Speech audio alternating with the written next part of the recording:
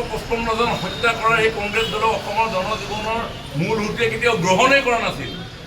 গ্ৰ' মোৰ ফুডৰ নামত আপোনাৰ কংগ্ৰেছ নেতৃত্বাধীন চৰকাৰে মৈমনসিঙীয়া মিয়া অসমত আনি ইয়াতে সংস্থাপিত কৰাৰ কাৰণে অসমৰ খিলঞ্জীয়া জাতি জনগোষ্ঠীৰ অস্তিত্ব বিপন্ন হৈছিল। সেই কংগ্ৰেছৰ লগত অস্তিত্ব ৰক্ষা কৰিবৰ কাৰণে যোৱা কোনোবা ৰাজনৈতিক দল জাতীয়তাবাদী হ'ব পাৰে নেকি? টায়াৰ টিউব কেৰাচিন তেল 2 চলা কাটি জ্বলাই পিনি কৰা জাতীয়তাবাদ নকয়। জাতীয়তাবাদ ক'বলৈ হ'লে জাতিৰ প্ৰজন্মই নতুন দৃষ্টিভংগীৰে পৃথিৱী চাবলৈ শিকিব লাগিব। তাৰ কাৰণে যদি সাহস দিব লাগে ছেমি কণ্ডাক্টৰে সাহস দিব, তাৰ কাৰণে সাহস দিবলৈ হ'লে স্কিল ইণ্ডিয়াই সাহস দিব, তাৰ কাৰণে সাহস দিবলৈ হ'লে ডিজিটেল ইণ্ডিয়াই সাহস দিব, তাৰ কাৰণে সাহস দিবলৈ হ'লে খেলো ইণ্ডিয়াই সাহস দিব, 2 চলা কাটি কেৰাচিন তেলে সাহস নিদিয়ে। কংগ্ৰেছ কি আৰু নতুনকৈ অসমৰ ৰাইজক বুজাই লাভ নাই।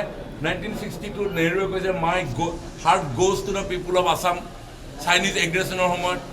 এই দুলীয়াজনত এই আমাৰ ইয়াৰ পৰা এই কেইমিটাৰমান দূৰত বহুজন লোক ইয়াত শ্বহীদ হৈছিল অস্তিত্ব ৰক্ষাৰ কাৰণে।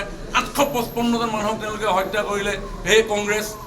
2001 চনৰ পৰা 15 চনলৈকে তৰুণ গগৈৰ শাসন চোৱাত আজি কিমান লোকক নিৰীহ লোকক হত্যা কৰা হ'ল আজি নতুনকৈ ক'ব লগা নহয়।